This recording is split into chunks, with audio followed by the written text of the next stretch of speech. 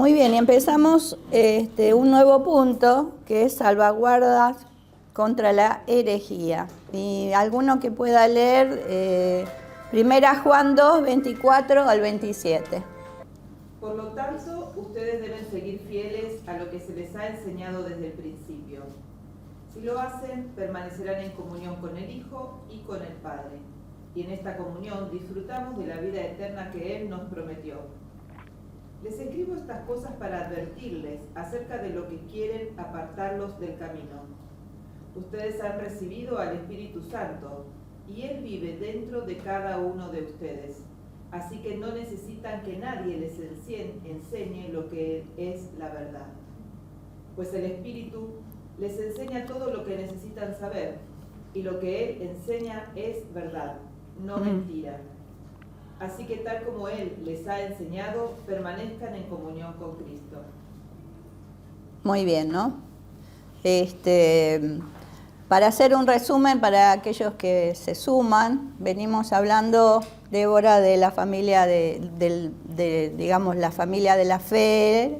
En ese momento estaba atravesando distintas crisis, y había muchos falsos maestros, había muchas doctrinas erradas, y el apóstol Juan, que ya era mayor, calculamos unos 80 años más o menos, está escribiendo a esas iglesias o esos hermanos en donde está toda esta confusión, y él habla de que están casi en las últimas horas. Si ustedes se remiten a los primeros versículos desde el 18, ¿no? Comienza esta idea: ya es el último tiempo, oyeron que el anticristo viene, que de alguna manera han perturbado a los propios creyentes, porque dice salieron de nosotros en el versículo 19, y en el 20 recalca que los que realmente tenemos a Cristo en el corazón tenemos esa unción del Santo que nos ayuda a discernir todas estas cosas media extrañas que vienen de maestros falsos, ¿no? Y ahí Juan en el 21 explica que escribe esas cosas no porque ellos sean ignorantes, sino para afirmar lo que ellos ya conocen, ¿no? Recuerdan que cuando empezamos a hablar de este tema, decíamos que la palabra conocer, ustedes conocen, ustedes saben. Juan constantemente le está remarcando cosas que ya saben, pero quiere hacer esta distinción en lo que es verdad y lo que es mentira. Es una de las cosas que también figura mucho en esta carta de Juan, ¿no? Lo que es lo verdadero y lo que es la mentira. Y en esta enseñanza que vamos a ver está enfatizado esto. Y dice, ¿quién es el mentiroso en el 22? El que niega que Jesús es el Cristo.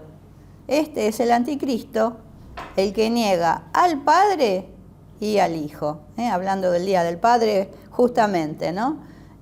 Había personas que decían que Cristo había sido como una especie de, no fantasma, pero que había venido como hombre, que se había sido dotado de Dios, pero en el momento de la muerte como que se le despojó de esa virtud, porque claro, no podían entender que el Hijo de Dios muriera, ¿no? Entonces un montón de herejías, por eso enfatiza mucho Juan sobre estas herejías, y de alguna manera le quitaban rédito a la obra salvífica de Cristo, del Hijo. Todo aquel que niega al Hijo, dice el 23, tampoco tiene al Padre, pero el que confiesa al Hijo tiene también al Padre, ¿no? Y el anticristo, esta especie de figura que está en contra de Cristo, es la negación de la obra salvífica de Jesús, ¿no? Y ahora sí sumamos lo que viene del 24 al 27, que lo leyó Valeria, ¿no? Y hay unas palabritas en el versículo 24 que se enfatizan mucho en la Reina Valera. No sé si en la que leíste vos, Vale, está. Pero es la palabra permanecer, permanezca. ¿Cuántas veces? Está bastante, ¿no? Permanezcan vosotros, permanece y permaneceréis en el Hijo del Padre, ¿no? O sea, que si bien nosotros tenemos la certeza de tener al Hijo, el apóstol habla siempre de una permanencia viva en nosotros, ¿no? De esa presencia, de esa figura de Cristo en nosotros, que es la que nos va a ayudar a saber discernir estos tiempos y a saber discernir las cosas que no vienen de Dios, ¿no? Es importante esto porque vamos a ver el término unción y de alguna manera es esto, ¿no? Que esa unción de Cristo que recibimos cuando nos convertimos y que cada día nos acompaña sea la que de alguna manera nos oriente frente a esto de los falsos cristos que se levantan. A veces no es una figura como pensamos en el Apocalipsis, ¿no? El gran dictador, el falso profeta, sino que puede ser algo cultural, ¿no? La batalla cultural, como hablamos, que puede ser el individualismo o el hedonismo, pasarla bien, ¿no? Como que el hombre busca pasarla bien y se olvida de lo que es fundamental, que es lo eterno, ¿no? O individualismo, todo para mí, yo soy mi Dios, yo manejo mi vida como quiero. ¿Entienden? No pensemos en esa figura mundial que nos han dicho que va a venir, que bueno, no es solo eso, tenemos que cuidar nuestra mente, nuestros pensamientos y ya lo hemos visto que, como creo que Marcelo dijo la clase pasada, el campo de la batalla, ¿dónde está? Está en la mente. Por eso más que nunca tenemos que orar por estar sanos mentalmente, porque podemos estar demasiado presionados con un montón de situaciones que no entregamos al Señor y allí en el mismo desgaste, en el mismo estrés, hay muchísima gente enferma de estrés, pero no solo por depresión, sino como que no se pueden concentrar, mucho cansancio, un montón de situaciones que más que nunca tenemos que levantar la voz de alerta, porque la mente es presa fácil de caer en algo peor, ¿no? O depresión, o de caer en la fe, perder la esperanza. Por eso constantemente el apóstol, frente a todos estos bombardeos de cosas extrañas para los que habían recibido a Cristo en el corazón, remarca, esperen que se me caían los anteojos, no. Bueno, entonces con esta introducción, sí pasamos a lo que dice el apunte, si lo querés compartir con Débora. Muy bien. Entonces acá el apóstol Juan nos da escudos contra estas herejías, ¿no? ¿Qué nos podemos poner para protegernos? Él ya viene distinguiendo entre los falsos maestros y los verdaderos creyentes. Y también Juan expuso la naturaleza y las consecuencias de esa herejía, ¿no? O sea, si confesábamos al Hijo, teníamos esa relación íntima con el Padre. Pero si rechazábamos al Hijo, no teníamos esa comunión. Ha quedado claro, entonces, la consecuencia de esa herejía. Y ahora Juan trata sobre dos defensas que protegerán a sus lectores de caer en el error. Dos escudos, dos defensas. Y allí, ¿cuáles son? A ver, Paola, léelo, la 1 y la 2. La palabra que habían oído desde el principio, versículo 24, y la unción que el cristiano recibe de Dios, en el versículo 24. Muy bien, y sobre estas dos cosas va a estar enfatizado lo próximo que vamos a ver. Allí pueden poner el punto 1, después del punto 1 y 2 ponen 1 la palabra, porque todo esto se refiere a la palabra, ¿no? Y en el versículo 24, que ya leímos y se lo leo de nuevo, lo que han oído desde el principio permanezca en ustedes. Ese es el deseo, ¿no? del apóstol. Si lo que han oído desde el principio permanece en ustedes, también ustedes permanecerán en el Hijo y en el Padre. Entonces, La palabra es un escudo para nosotros que nos ayuda a estar permanentemente unidos y ligados a Cristo. Se refiere a lo que los creyentes ya habían oído desde el principio, que es el Evangelio de la enseñanza apostólica, el mensaje original que no había cambiado ni cambiaría. Es decir, nosotros decimos, ¿cuál es el mensaje de los apóstoles? ¿Dónde vamos? Vamos a Mateo, Marcos, Lucas y Juan, ya quizás un poco con una teología más avanzada, porque ahí está la base de lo que los discípulos recibieron a través de Cristo y lo que ellos después enseñaron. Entonces están todas las bases de lo que es la enseñanza de nuestro Cristo, ¿no? Las verdades diferenciadas a las mentiras. Pero si no tiene el conocimiento de la teoría, sos fácilmente y sutilmente engañado, ¿no? Si nosotros estudiamos para una profesión, abogado, por ejemplo, si nosotros no tenemos el conocimiento de todas las leyes, no vamos a poder ejercer la profesión como corresponde, nos falta recursos y puede venir otro que conoce mejor y ¿no es cierto?, envolvernos o confundirnos, ¿no?, frente a algún alegato que no es correcto, una falsa verdad, ¿no?, una media verdad, todo esto. ¿Entienden entonces este tema de que dónde estaba la verdad en la palabra que habían oído del principio? ¿Y cuál iba a ser la defensa? Que ellos no tenían que dejarse seducir por cosas nuevas, sino siempre volver a ese mensaje apostólico, la palabra que han oído desde el principio. Muy bien.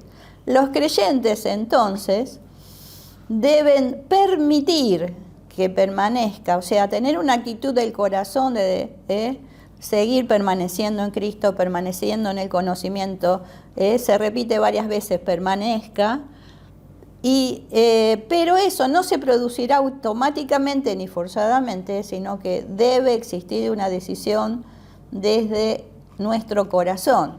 Yo les voy a leer otra versión del versículo 24, no sé si es la misma que leyó Vale, pero también, para que sepan otra forma de interpretar lo que tenemos que hacer. Dice así: por eso ustedes, mis hermanos que están acá en la clase, guarden en su corazón el mensaje que oyeron desde el principio. Y si lo que oyeron desde el principio queda en su corazón, también ustedes permanecerán unidos con el Hijo y con el Padre, ¿no? Una hermosa versión. Guarden su corazón, hermanos, y guarden su mente, ¿no? Porque el corazón de alguna manera también es la mente. Entonces, sobre todo porque la palabra de Dios nos dice que son tiempos peligrosos que vendrán en estos tiempos. Y yo les busqué estos pasajes de 2 Timoteo para que estemos alertas, ¿no? No es cualquier palabrita que acá el apóstol Juan, porque él se está refiriendo a estos tiempos. Recuerdan que dice, estamos en los últimos tiempos. Y en 2 Timoteo 3:1 y 7 dice así: también debes saber esto, que en los postreros días vendrán tiempos peligrosos, ¿no? Vendrán días difíciles, dice otra versión. Y el 7 dice: estas siempre están aprendiendo y nunca pueden llegar al conocimiento de la verdad. A haber confusión en cuanto a lo que es verdad, lo que es mentira. Y en el 4:3 de Timoteo dice: porque vendrá tiempo cuando no sufrirán la sana doctrina, sino que teniendo comezón de oír, se amontonarán maestros conforme a sus propias concupiscencias, ¿no? Y para explicar un poco esa palabrita rara, dice la otra versión: porque va a llegar el tiempo en que la gente no soportará la sana enseñanza. Más bien, según sus propios caprichos, se buscarán un montón de maestros que solo les enseñan lo que ellos quieran oír, ¿no? Entonces, cuidar, porque aún dentro del ámbito cristiano, evangélico, tenemos estas cuestiones, ¿no? infiltrados. Y también muchas filosofías humanas, ¿no? De la nueva era, o que tienden más a mezclan un poco del Evangelio con otras cuestiones que pueden ser confusas. Muy bien, allí tenemos entonces que vamos a estar atacados por estos pensamientos de los tiempos peligrosos. Y una de las cosas que dice acá 2 Timoteo es que tendrán comezón de oír, o sea, búsqueda de nuevas cosas, dice la página 61. Y esta búsqueda de nuevas cosas no es, o no tendría que ser una señal del creyente, sino del no creyente, porque ahí en Hechos se nos dice cuando Pablo está en Atenas, no lo voy a leer, pero todos tenían este deseo de conocer un montón de... A ver si lo tengo marcado, lo leo ya que lo tengo.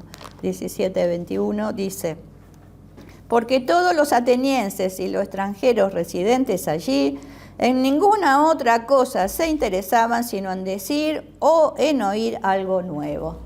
¿Qué les parece? ¿Estamos en el mismo tiempo? Sí, ¿no? Como que hay necesidad del asombro, de cosas nuevas, cosas raras. Así que, bueno, y ahora recuerden que se nos viene todo lo de la inteligencia artificial y yo ya estoy orando, hermanos, porque va a cambiar el mundo, va a cambiar la perspectiva de lo que es verdadero y lo que es falso, porque hasta pueden imitarnos la voz. Con nuestra figura pueden hablar con nuestra voz cosas que nunca dijimos porque toman el registro de nuestra voz y lo reproducen con un léxico o diálogo que nosotros no manejamos, ¿no? Es un peligro.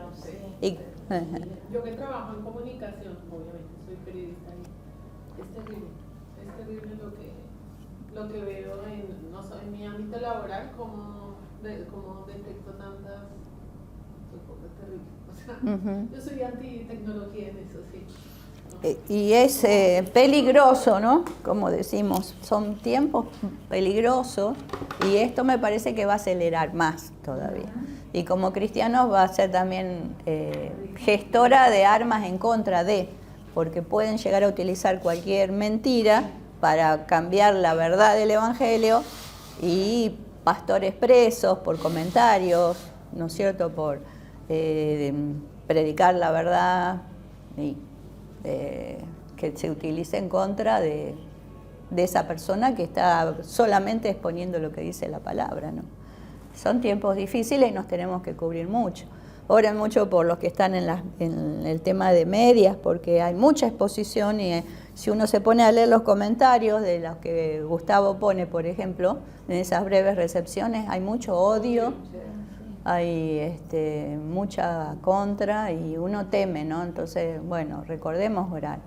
Y por los chicos que filman también, porque, bueno, ellos están expuestos también. Así que tiempos peligrosos. Entonces, no nos dejemos tentar por nuevas cosas. O sea, está bien lo de la inteligencia artificial. Ojalá que nosotros como cristianos le tomemos el gustito primero y empecemos a usarla para buenas cosas, ¿no? Para redimirlo, como el Señor redimió la cruz de un elemento que era de muerte, lo transformó en victoria, ¿no? ¿Dónde está, oh muerte, tu aguijón? Aún la misma muerte, símbolo de la muerte de la cruz, el Señor lo transformó. Entonces, no es que hay que temer, hay que interiorizarse, ¿no? Yo pude hacer un curso virtual sobre la evangelización a través de la inteligencia artificial, cómo se puede utilizar a través de usar los medios. Y la verdad que tiene unos recursos tremendos.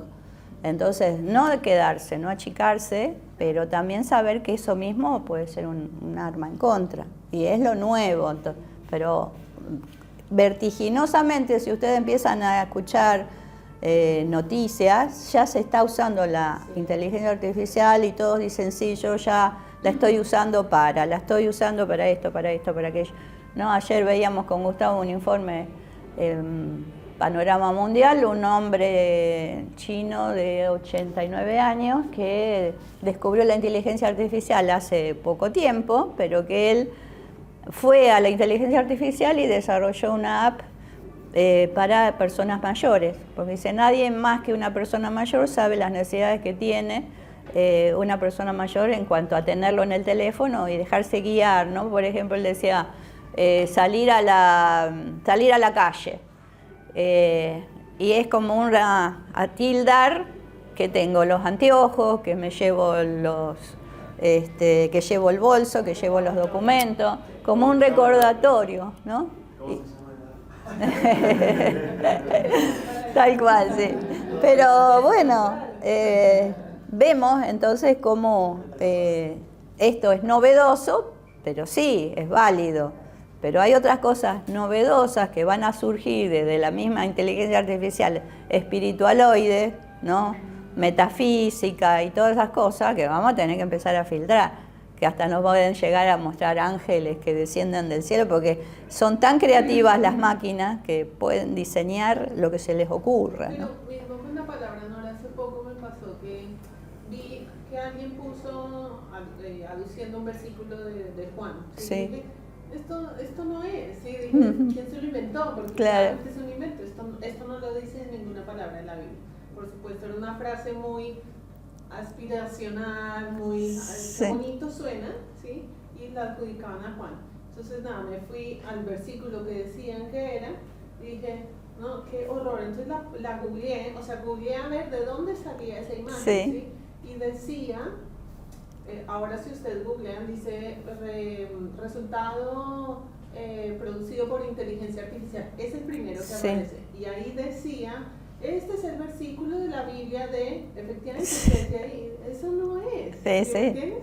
Entonces la gente toma esa verdad como absoluta. Ah, bueno, y lo dice.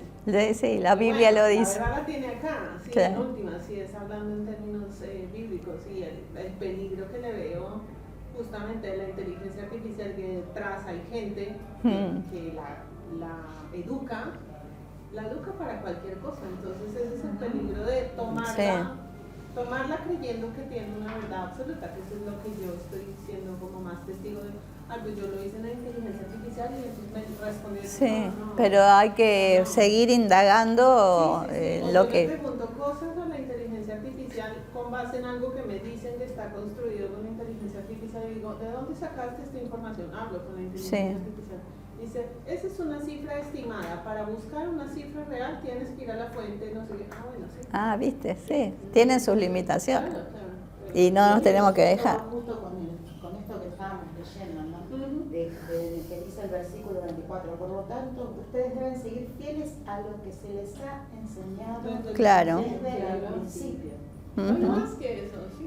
Y bueno, todo esto que es el futuro, digamos, que es el futuro, ¿no? El que nos quiere venir a seducir, porque nos seduce, porque suena bonito, ¿no? Pero ¿cuánto tenemos, como hiciste vos, ir a la palabra, buscar, mirar? Es así como dice uno no se acuerda de todos los versículos. Claro. Sí, pero enseguida ir a la fuente, Entonces, las nuevas cosas no es que estén equivocadas totalmente, ya dijimos, hay que sacar, pero sí de esas cosas que tienen comezón de oír, de cosas raras, cosas demasiado místicas, que nos quedamos sin poder practicar el Evangelio, o muy volados, digo yo, y poco afirmados en la realidad de lo cotidiano, que nos sacan del ámbito de lo natural, de que somos todos hermanos en Cristo, que todos tenemos nuestros momentos, que nos cansamos, que sufrimos, pero que Cristo está en nosotros haciendo la obra, ¿no? Pero cuando nos muestran algo, un evangelio también de victoria, de que todo te va a ir bien, de que entonces vos te va mal o te pasa algo y te frustras, ¿no? También eso, o la prosperidad, ¿no? Que un hijo de Dios no puede vivir en la miseria, que tiene que ser próspero, y son todas cosas que hay que pasarlas por el filtro, ¿no? Entonces, no es, está basada entonces la teología cristiana de alguna manera en un eje conservador, digo conservador esta palabra, ¿Por qué? Porque nos tenemos que remitir a la palabra. Y esta teología está basada en determinados hechos históricos que culminaron en la acción salvadora de Jesús y el autoritativo testimonio apostólico sobre esos hechos. El cristiano no tiene libertad para dedicarse a especular sobre esos hechos, olvidando la enseñanza primitiva de los apóstoles. ¿Y cuál era el testimonio apostólico por excelencia? Allí lo dice, el Hijo, ¿no? El tener al Hijo, porque al tener al Hijo tenemos al Padre. Y allí saltamos al versículo 25, que es lo que nos conecta con el Hijo, la vida eterna. Quien lo quiere leer, es una sencilla texto. Primera Juan 5, 11 y 12, de la vida eterna nos habla. Y este es el testimonio que Dios ha dado. Él nos dio vida eterna y esa vida está en su Hijo. El que tiene al Hijo tiene la vida. El que no tiene al Hijo de Dios no tiene la vida. Muy bien, muy claro, ¿no? Que nada nos aparte de esas verdades, de tener al Hijo. Y en este versículo 25, como dice acá, como resultado de esa lealtad y comunión con el Hijo y el Padre, ¿qué disfrutaremos? Disfrutaremos de esa vida eterna prometida que leyó recién Graciela. Pero si nosotros negamos al Hijo, ¿qué perdemos? Perdemos esa vida y la comunión con el Padre. Entonces, cuidado en el sentido de no perder el fundamento donde está basada nuestra fe. Y el 26 dice, el versículo 26 que dice: les escribo estas cosas para advertirles acerca de los que quieren apartarlos del camino. Muy bien, les estoy escribiendo acerca de quienes tratan de engañarlos. Acá nuevamente el apóstol habla de que sí, estamos en el último tiempo, en el tiempo en que vienen todas estas confusiones, y que él escribe para advertirnos, ¿no? En el versículo 26 dice aquí en el apunte, la enseñanza apostólica como que no era suficiente para guardar a los creyentes en la verdad, porque dice que ellos van a venir a querer confundir, ¿no? Dice, estoy escribiendo acerca de quienes tratan de engañarlos, o sea, el enemigo está ya. En el tiempo de Juan y acá también en nuestro tiempo hay personas que tratan de engañar al pueblo de Dios. Juan no subestima esa sutileza y el poder de estos falsos maestros, y si bien no han tenido éxito, siempre están en el proceso de intentarlo, porque es Satanás mismo el que está detrás de toda mentira, ¿no? Y Juan 8:44. Podemos leer Juan 8, 39 al 47. ¿Querés leerlo, Vale? Que en esa Juan 8, el Evangelio de Juan. 39 al 47. Sí. Nuestro padre es Abraham, declararon. No, respondió Jesús, pues si realmente fueran hijos de Abraham, seguirían su ejemplo. En cambio procuran matarme porque les dije la verdad. Ahí está, ¿ves? Jesús hablando de la verdad. La cual oí de Dios. Abraham nunca hizo algo así. No, ustedes imitan a su verdadero padre. Nosotros no somos hijos ilegítimos, respondieron. Dios mismo es nuestro verdadero padre. Jesús les dijo, si Dios fuera su padre, ustedes me amarían, porque he venido a ustedes de parte de Dios. No estoy aquí por mi propia cuenta, sino que Él me envió. ¿Por qué no pueden entender lo que les digo? Es porque ni siquiera toleran oírme. Pues ustedes son hijos de su padre, el diablo, y les encanta hacer las cosas malvadas que él hace. Él ha sido asesino desde el principio y siempre ha odiado la verdad, porque en él no hay verdad. Cuando miente, actúa de acuerdo con su naturaleza, porque es mentiroso y el padre de la mentira. Por eso es natural que no me crean cuando les digo la verdad. ¿Quién de ustedes puede con toda sinceridad acusarme de pecado? Y si les digo la verdad, ¿por qué entonces no me creen? Los que pertenecen a Dios escuchan con gusto las palabras de Dios, pero ustedes no las escuchan porque no pertenecen a Dios. ¿No? Tremendo. Esta es que pasaba allí, pasa ahora, ¿no? Ustedes son de vuestro padre el diablo, los deseos de vuestro padre quieren hacer. Él ha sido, y fíjense cómo Jesús describe al enemigo, ¿no? Ha sido homicida desde el principio, no ha permanecido en la verdad porque no hay verdad en él. Y cuando habla mentira y habla de lo suyo, o sea, siempre con propósitos de homicida hacia la vida del cristiano o hacia la vida de la gente del mundo, porque es mentiroso y padre de mentira. O sea, esta es la lucha que nosotros tenemos, engañadores, puestos por el mismo Satanás, que están dispuestos a destruirnos. Nosotros le damos un poquito así al enemigo y olvídate, ¿no? Le damos autoridad, es como yo le dije recién con la puerta, ¿no? Si nosotros abrimos la puerta a decir, ay, bueno, una mentirita, un pecadito, mirar algo que no corresponde, ponemos así, abrimos un poquitito, por esa rendija se mete todo el mal y lamentablemente no pasa solamente a mí. Yo soy puerta abierta para la herencia de bendición. Entonces, no me puedo dar el gusto de un pecadito, de mirar algo que no corresponde, porque eso, esa pequeña rendija se mete en mí y le da libertad al destructor para toda mi herencia. Entonces, más que nunca, no, conmigo ni así. Perdón, Ezequiel.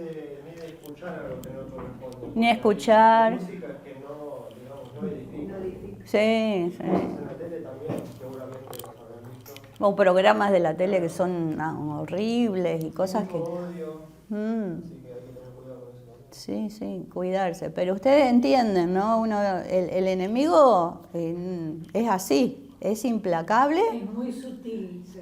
Pero es implacable. Es muy sutil. Sí. Muy sutil, pero una vez que vos le diste entonces después te ataca. Con las culpas, porque vos cediste un poco. Por eso enseguida que hacemos algo inadecuado, ir a la cruz, pedir perdón, Señor, vos sabés. Porque eso es lo que le da pie al diablo para acusarnos. El acusador le dice también la definición de qué es el diablo, ¿no? Entonces enseguida ponernos a cuenta con el Señor. Fíjense el criterio de lo que Juan dice que hay que cuidar, ¿no? Porque necesitamos defensa, porque está trabajando este espíritu del anticristo, esta batalla cultural, está trabajando para destrucción. Y ahora yo ahí, después de esto que leímos de Juan, pongan como una separación de lo anterior, porque ahora viene el segundo escudo o la segunda salvaguardia, exacto, que es la unción. Entonces ahora estuvimos viendo la palabra, lo importante de estar basados en la palabra de verdad, y ahora vamos a ver la unción. Y leemos el versículo 27. ¿Quién lo quiere leer? 27. Y está ligada al 26. Yo lo leo, después ustedes me lo pueden leer en otra versión. Dice en la Reina Valera. Lo que leyó Graciela, les he escrito esto sobre los que los engañan, pero, o sea, ¿hay engañadores? Sí, el espíritu de Satanás está, del engaño, de la mentira, el destructor está, sí, pero, fíjense, lo remarca bien el apóstol, la unción que ustedes recibieron de él permanece, otra vez la palabra permanece en ustedes y no tienen necesidad de que nadie les enseñe, así como la misma unción les enseña todas las cosas y es verdadera, ve este eje verdadero o falso, es verdadera y no es mentira, y según ella les ha enseñado, permanezcan en él, permanezcan en Cristo. En otra versión, el 27. Si quieres, Leo, esta es la Nueva Biblia de las Américas. Sí. Esta dice, en cuanto a ustedes, la unción que recibieron de él permanece en ustedes y no tienen necesidad de que nadie les enseñe. Pero así como su unción les enseña acerca de todas las cosas, y es verdadera y no mentira, y así como les ha enseñado, ustedes permanecen en él. Muy bien. ¿Y esta defensa qué es? Es la unción, que ahora vamos a definirla, que aquí está. Dale, sí, porque ahí sí. nos damos cuenta de la unción. Dice, ustedes han recibido al Espíritu Santo. Sí. Y Él vive dentro de cada uno de ustedes. Así que no necesitan que nadie les enseñe lo que es la verdad, pues el Espíritu les enseña todo lo que necesitan saber. Y lo que Él enseña es verdad, no mentira. Así que tal como Él les ha enseñado, permanezcan en comunión con Cristo. Muy bien. Ahora lo vamos a ir desarmando, desmenuzando esto. Entonces, este escudo es fundamental, ¿no? Así como dijimos, mantenernos en la verdad de la palabra, saber que de alguna manera, a través de Jesucristo, Él nos ha dado esta unción. Acá la palabra podría transformarse. Ustedes tienen al Espíritu Santo, con el que Jesucristo los ha consagrado. Al creer en Cristo, Él nos ha consagrado. ¿Y ahí qué dice? ¿Cómo define la unción? Acá dice, espérate, el 27. Sí. Ustedes han recibido al Espíritu Santo. Sí. Y Él vive dentro de cada uno. La presencia misma del Espíritu Santo que vive en nosotros. Entonces, así que no necesitan que nadie les enseñe lo que es la verdad. ahí está, ¿no? Ahora vamos a ir a ese punto, pero de alguna manera el Espíritu Santo que está en nosotros nos hace ver, ¿no? Nos ayuda a discernir y nos da criterio de verdad. Enseguida nosotros como desconfiamos, ¿no? Frente a algo que es dudoso, dijimos, no, mejor que con esto no me meto. Entonces, acá hay algunas preguntas. Leamos esto, ¿no? El versículo 27, contra tales engañadores, los creyentes tienen una segunda salvaguardia, la unción que recibimos de Él y que permanece en nosotros. Esta expresión unción se refiere no al acto de ungir, sino a aquello con lo cual le unge. O sea, nosotros hemos sido ungidos por Cristo en el Espíritu Santo. Por eso me gustó esta versión que dice, tenemos el Espíritu Santo con el que Jesucristo nos ha consagrado. Consagrar es decir, este es mi hijo. Ya no es Nora, Broda, sino que ha entrado a una nueva dimensión. Ha sido consagrada. Imaginemos que nos pone un sello en nuestra frente, que es el símbolo del Espíritu Santo. Ya hay algo especial, una marca, una señal de que hay algo diferente. A eso se refiere, ¿no? Todos los hijos de Dios tenemos esta unción. Inclusive hay un pasaje que dice que somos sellados por Él. Sellados, sí, que tenemos propiedad mía. Exactamente, que somos sellados por el Espíritu Santo. Está muy fuerte. Decirle si pueden bajar un poco, porque ahora está cerrado, pero está muy fuerte. Un poquitito, decirle. Entonces, vamos al trasfondo de la palabra unción, ¿no? Para que nos quede claro. Para esto, ¿cuál es el trasfondo de la palabra unción? Debemos retroceder en el pensamiento y prácticas hebreas para comprender la idea que hay detrás de este pasaje. En el pensamiento hebreo, la unción estaba asociada con tres tipos de personas: los sacerdotes, los reyes y los profetas, ¿no? Entonces, a los sacerdotes se le encomendaba, vieron en Levítico que hay toda serie de preparaciones, había como un aceite especial que era específicamente para esta unción, y el sacerdote era ungido para esa tarea. También los reyes eran ungidos, separados especialmente en una ceremonia especial en donde se les ponía este aceite y ellos eran separados para una obra especial. Y los profetas también recibían esta como una especie de consagración, como un acto específico de separar a esa persona para algo especial. Más o menos lo entienden la idea, Pues lo hemos recibido, ¿no? ¿Qué fue lo de Cristo? En Cristo, porque los sacerdotes tenían una función específica, ¿no? Los reyes tenían otra función y los profetas diferente, pero ¿en quién se une los tres elementos de sacerdote, rey y profeta por excelencia? En Cristo, ¿no?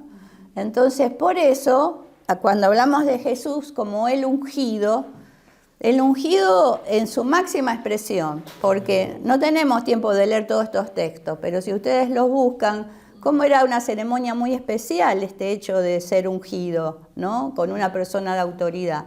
¿Y quién es la persona de autoridad que lo unge al Hijo? El Padre, el todo Dios poderoso lo unge a Cristo. ¿Y qué dice Cristo cuando deja la tierra? Que iba a venir otro como Él, que iba a estar con nosotros para siempre, ¿no? Y ese mismo poder que estuvo apoyando a Jesús como en su tarea sacerdotal. Sacerdote, ¿se acuerdan que dijimos que era puente, era pontífice, ¿no? Este vínculo entre Dios y los hombres. Rey es autoridad, figura de autoridad, máxima expresión, dominio. Y profeta, mensajero, porque hasta el último momento Jesús fue mensajero. Y todas estas funciones las tiene el Espíritu Santo en nosotros, porque Él a través nuestro es pontífice. Nosotros oficiamos de puente en la oración que hacemos, la oración intercesora, acá hay intercesión. Estamos oficiando de puente entre Dios y los hombres. En la función de dominio y autoridad, esa oración también de poder, ¿no? Gobierna, Señor, en este mundo, en la reprender al enemigo. En la función de profeta, de ser mensajero. Y cuánto más en este tiempo necesitamos un mensaje de verdad, cuando hay tanta mentira. Estamos viendo estas funciones, Graciela, de la página 61, sacerdocio, reinado y mensajero de Dios, puestas en Cristo, pero que Cristo, cuando dice va a venir otro igual a mí, cede todo ese privilegio, ¿no? En el Espíritu Santo a todos los que creen en Él y los que creen en su nombre. Entonces, cuando hablamos de la unción, no es del aceitito que me ponen en la frente para consagrarme. Incluso si hemos creído en Cristo, ya somos consagrados, ya hemos recibido ese don, ese regalo. Pero no es poca cosa que Dios nos hace sacerdotes, reyes y profetas. Es ser puentes hacia Dios, ser de dominio y autoridad espiritual y llevar un mensaje, ¿no? Poca cosa. Así que más... A veces pienso, tomamos la dimensión de que somos sacerdotes, de que somos reyes, reinas. Tomamos esa dimensión que el Señor nos dio esto ya, y somos, ¿no? Y a veces decimos, no puede ser, yo no puedo ser. Es como mucho, pero no. Pero a través del Espíritu Santo Él nos delega todo esto, dice la palabra. Y somos sacerdotes, y somos profetas de Él, y somos reyes y reinas. Y nos tenemos que acordar de esto, ¿no? Porque no es poca cosa lo que nos dio el Señor. Y a veces nos creemos tan chiquititos, y no, porque el Señor nos da todo esto. No lo somos por nosotros mismos, sino a través del Espíritu Santo, que es a quien le debemos dar ese lugar para que nos ayude a entender que somos a través de reyes, sacerdotes y profetas. Amén, ¿no? amén. Y en esto de defensa, que lo estamos viendo como defensa, qué autoridad que tenemos que tener. Cuando dijimos, abrimos un poquitito, una rendija, en el nombre del Señor cerramos por la autoridad de Cristo todo aquello que pudo dar lugar a, ¿no? Orar por otro, que está débil en la fe. Ustedes miren la dimensión que es esto, de decir que tengo la unción del santo, tengo la autoridad, el poder, todo que el Señor me ha dado. Entonces veamos rápidamente estos 3 puntitos. La unción fundamentalmente en la página 62. Era un acto de Dios. En 1 Samuel se ve que Dios lo envía al profeta a hacer este acto y se utilizaba la palabra ungido para significar distintas cosas. Yo puse el favor de Dios. Después lean los textos, ¿no? Segundo, la designación para ocupar un lugar especial. Tercero, también podría ser para cumplir una función especial en los propósitos de Dios. Recordamos, por ejemplo, a David, cuando se lo unge, costó, porque le llevó tiempo llegar a ser el elegido, pero él ya tenía el sello, ¿no? A veces son procesos, no es instantáneo. Cuarto podría ser la capacitación para el servicio, o sea, el Espíritu Santo nos da dones y nos capacita para servir en su iglesia, en su pueblo. También se asocia con el derramamiento del Espíritu Santo. Hay momentos especiales en donde el Espíritu Santo quiere sorprendernos y derramar de su gracia, de su misericordia en una forma especial. Y el tercer punto, hay un antes y un después en este tema del cuando Cristo viene, ¿no? Porque en los tiempos antiguos, en el Antiguo Testamento, la unción era un privilegio de unos pocos elegidos, ¿no? Venía sobre los profetas, o se lo ungía a un rey, o se lo ungía como a David, ¿no es cierto? Pero en la nueva dispensación, nueva era no es la cultura esta media rara, esta doctrina, sino que en el nuevo tiempo que Jesús viene, el privilegio es de todos los creyentes, sea cual fuere su función, porque representa el privilegio del cristiano en Cristo. Nosotros recibimos a Cristo y ya tenemos la unción de Cristo. Notemos que el sumo sacerdote era llamado el ungido, pero el supremo ungido es el Mesías, porque la palabra en hebreo significa el ungido, mismo significado de Cristo en griego. O sea, al mismo Cristo, ¿no es cierto?, se le dice que es el ungido, el Cristo, el Mesías, y que en él abarca todos estos ministerios que veíamos recién. Por lo tanto, en el Evangelio de Juan, en su carta, se refiere al Espíritu Santo que Jesús había prometido que una vez que fuera dado, estaría para siempre con nosotros. Y qué protección, hablando de esta, ¿no es cierto?, como dice acá, salvaguardia contra la herejía, qué tremenda protección que se nos ha dado al saber que tenemos la unción del Santo, que hemos sido sellados, hemos sido ungidos, hemos sido separados para una misión especial a través de la obra del Espíritu Santo en nosotros. Y en 1 Juan 2:27, para cerrar lo que habíamos leído antes, dice: teniendo conocimiento por la inspiración del Espíritu Santo, no tenéis necesidad de que nadie os enseñe, hay que interpretarlo en forma equilibrada. Es verdad que el Espíritu Santo es nuestro maestro absoluto y adecuado, que el creyente tiene el derecho privado a interpretar las Escrituras, pónganle, porque el Espíritu es el único que ilumina la palabra, pero, yo marqué ahí pero, debemos analizarla dentro del contexto bíblico referido.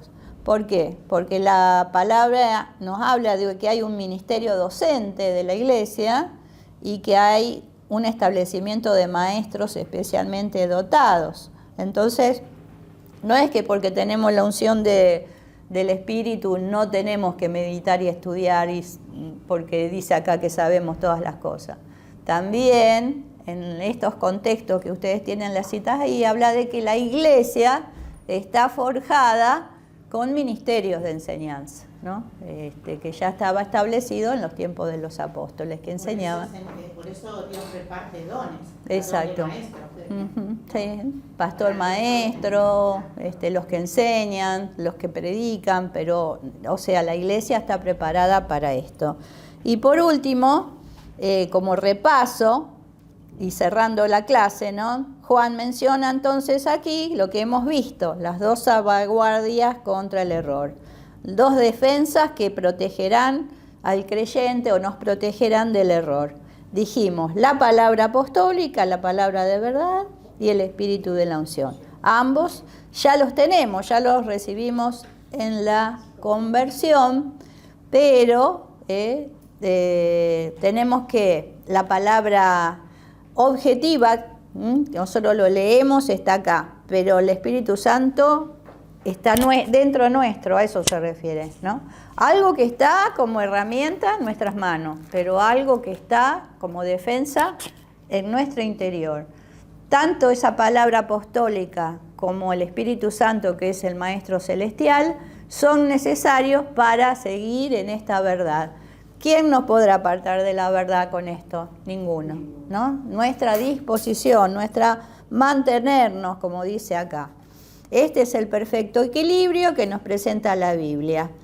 Y no ir solamente a la palabra y relegar al espíritu, ni tampoco honrar al espíritu y relegar la palabra, ¿no? Cuando fue el movimiento en el año 92 de la unción, que se llamó así por todas estas manifestaciones del espíritu, muchas veces yo asistía a cultos en donde se expresaban emociones, la caída, la risa, y uno se quedaba esperando la palabra y no había palabra, porque era tan linda la expresión de la presencia de Dios en todas estas expresiones de cosas que nos asombraban, pero es como que faltaba el sustento de la palabra y tiene que estar todo equilibrado.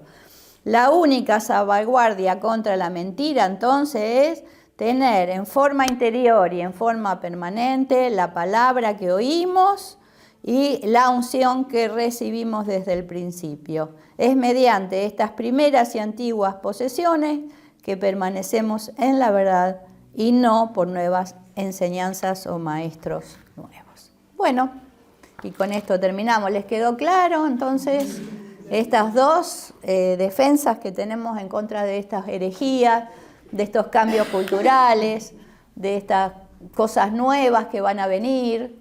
Siempre vamos a tener que pasarlas por el filtro de la palabra y del discernimiento del Espíritu. Muy bien, ¿oramos entonces?